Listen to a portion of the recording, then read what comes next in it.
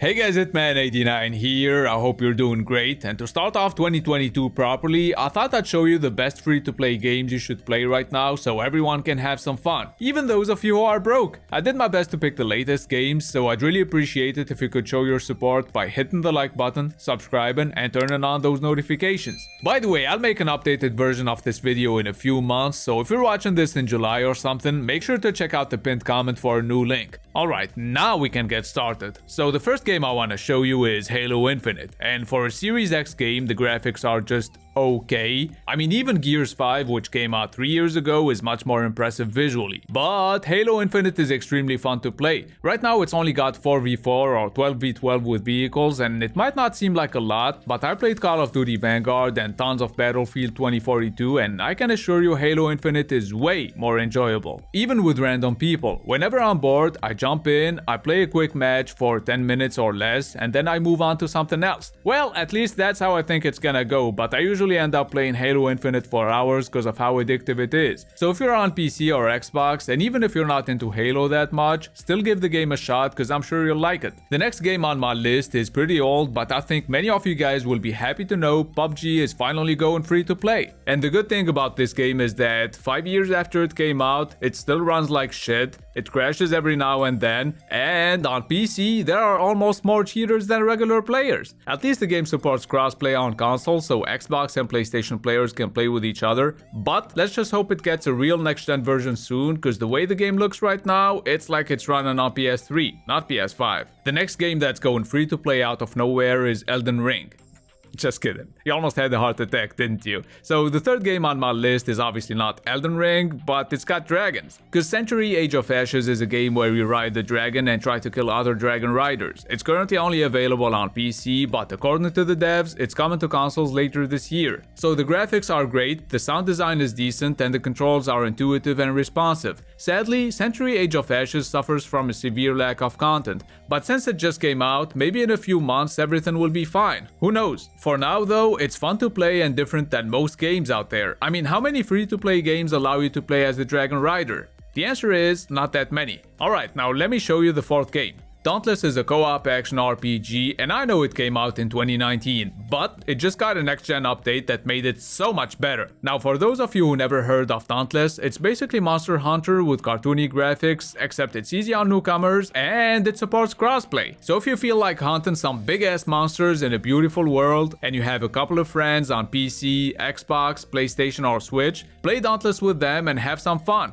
Or you could play it alone, because that's also an option. The fifth game I want to show you is called Super Animal Royale. I saw it a couple of times, didn't even feel like downloading it because it looked like it could run on a shitty phone. It's not worthy of my PS5 and Series X. Then I thought, hold on a second. Those broke-ass motherfuckers would probably play this. I'm just fucking with you. I decided to give Super Animal Royale a shot, and turns out it's pretty fun to play. It's basically a top-down 2D battle royale game where you play as bloodthirsty animals in an abandoned safari park. I played it a little bit with my wife too, and we had some fun, even though we never managed to stay alive for longer than 5 minutes. Anyways, at number 6 we have Scavengers, which came out on PC last year in early access, and it's currently in closed alpha on console. So if you're on PlayStation or Xbox and you want to play the game right now, just go to their website and register like I did. I got my keys real quick. So on Scavengers, you're gonna be doing a lot of, well, you know, scavenging. Oh, and this is a PvE/VP game, meaning you'll be fighting AI-controlled enemies ranging from regular people to monsters and orcs with huge weapons, while competing with other 3-player squads who are there for the same reason you are, so you better watch your back or you'll be killed by other players before you make it to the extraction point. If you played Hunt Showdown or any similar games, then you probably already know the concept. Moving on to the next game, Enlisted used to be a next-gen only title, but it's now available on PS4 and Xbox One as well, with crossplay support. And to be honest, I thought of recommending World War III instead because it's more recent, but since it's still in closed beta and it's a shit show right now, you should definitely get Enlisted instead.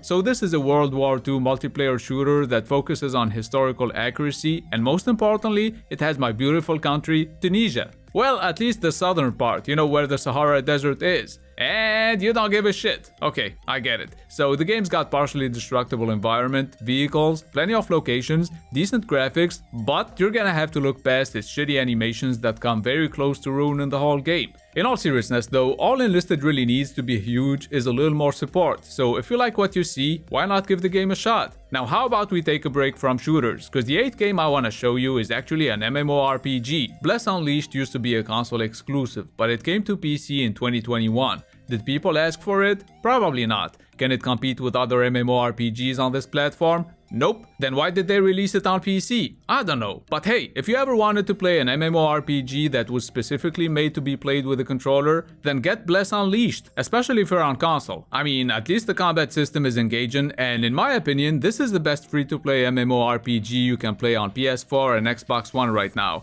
But if you don't like what you see and you don't mind playing an older game, then you could download the trial version of Final Fantasy XIV, which allows you to play for free until you reach level 60. I mean, that should keep you busy for a while. Or you could just check out the next game on my list and see if you like it. Vigor is a console-exclusive survival shooter that takes place in Norway, and where the goal is to get resources to upgrade your shelter. This game originally came out in 2019, but a few months ago, it finally received the next-gen update, so we can now play it at 60 FPS, and that's what made me put it on my list. By the way, on Vigor, you don't really have to kill anyone. You could just loot as much stuff as you can while sneaking around and hiding like a little bitch to avoid having to fight other players until you make it to the nearest extraction point. Or you could just man up, play the game properly, and who knows, maybe you could even have some fun. Okay, I'm done being a dick. Last but not least, we have a game that used to be only available on PC and then ended up releasing on PS4 and Xbox One as well. If Halo and Portal had a baby, Splitgate would be it. So this is a fast-paced, futuristic online FPS that may not be insanely good, but it could be perfect for those of you who are on PS4 or PS5 and want to play something kinda similar to Halo Infinite. On Splitgate you have a jetpack that allows you to fly for a short period of time, and the ability to create portals allows you to fast travel and quickly get behind enemies, or even better, you could shoot them directly through portals, which is just awesome. So if you haven't played Splitgate yet, now would be a good time to do so. And that's gonna be it for my top 10 free-to-play games you should play in 2022. Well, I have a bonus game for you. It's called Kart Rider Drift. I played the closed beta on Series X and PS5 and I really enjoyed it. The only issue is that at the moment of making this video, Kart Rider Drift doesn't have an accurate release date other than a vague 2022. So I don't know, maybe by the time most people find out about this video, Kart Rider Drift will be in open beta and available for everyone to download on Xbox, PlayStation and PC. Who knows? Anyways, if this video made you wanna try out a couple of games, or maybe it made you laugh or just smile, hit the like button and subscribe for more top 10 and game review videos. I upload a new video every 2 weeks and I stream once a week, so come say hi. It's been Hitman89, see you guys very soon.